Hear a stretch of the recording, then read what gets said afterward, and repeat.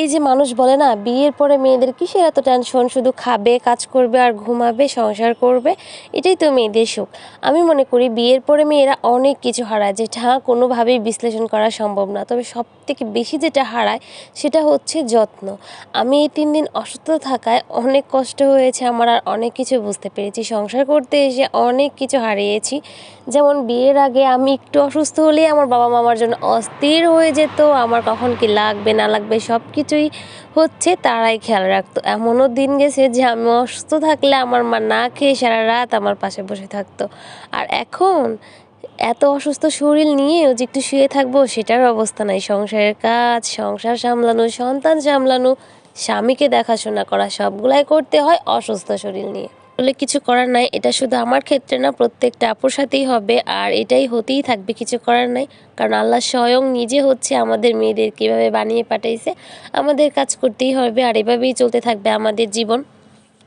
তবে সত্যি কথা বলতে কি, এমনি সারা জীবন যেমনই যাক আর না যাক, অসুস্থ হলে যদি একটু সেবা পাওয়া যায় এটা কিন্তু অনেক বেশি ভালো লাগে, মানে মন থেকে একটা দোয়া আসে। কিন্তু এটা সবাই বুঝে না আর সবাই করতে চায় না, এটাই বাস্তব। তবে আমার শাশুড়ি এতটাও খারাপ মানুষ নয়, মানে আমি যদি কিছু না পারি, যেমন আমি আজকে সকালে নাস্তা বানাই নাই, তারা হোটেল থেকে খেয়ে নিছে। কালকে দুপুরবেলা রান্না করতে ইচ্ছে করে নাই, কোনোভাবে চালিয়ে নিছে। এইটুকু হেল্প করে, আলহামদুলিল্লাহ এমন একটা সংসার পেয়ে। কারণ আমার থেকে অনেক অনেক খারাপ খারাপ শ্বশুর শাশুড়ি জামাই থাকে, যারা অনেক বেশি অত্যাচারী, অসুস্থ হলেও মানে আর কি ছাড় দেয় না। যাই হোক, আজকে আমি একটু সুস্থ হয়েছি, এই জন্য আজকে রান্নাবান্না করলাম। তো আপনাদের সাথে অনেকগুলি কথা বলে ফেলছি, জানি না কে কীভাবে নেবেন। আসলে এগুলো বলতে ইচ্ছে করে না, তারপরে মাঝে মাঝে ইচ্ছে করে একটু বললেই হয়তো ভালো লাগে।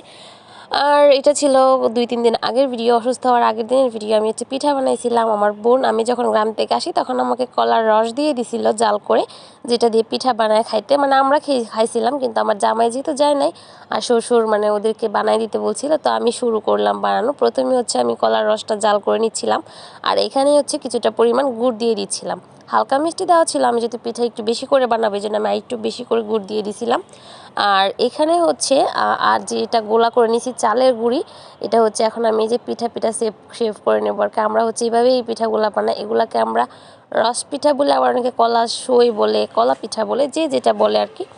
তো এই তো এখানে অনেকগুলা পিঠা বানানো হয়ে গেছে। তো এগুলো এখন আমি হচ্ছে পাতিলে নিয়ে গিয়ে দিব। আসলে বোনদের ভালোবাসা না অনেক দামি, মানে মায়ের পরে যদি কারো কাছ থেকে বেশি ভালোবাসা পান সেটা হচ্ছে বোন। বোন ছাড়া আপনাকে ওরকম মায়ের পরে আর কেউ বুঝবে না। এটা আমার ক্ষেত্রে হয়, এটা বাস্তব, জানি না সবার ক্ষেত্রে এমন কিনা। তবে আমার বোনরা আমাকে যথেষ্ট পরিমাণ ভালোবাসে। আমি কথা বলতে অনেক বেশি কষ্ট হচ্ছে, আমার কণ্ঠটা অবশ্যই অন্যরকম লাগবে, যদিও কথাগুলো শুনতে একটু কষ্ট হবে, তারপরে শুনে নেবেন। যারা আমাকে ভালোবাসেন সেটা আমি জানি। তো আমার পিঠাটা কেমন হয়েছে অবশ্যই জানাবেন। আজকের ভিডিওটা এই পর্যন্তই।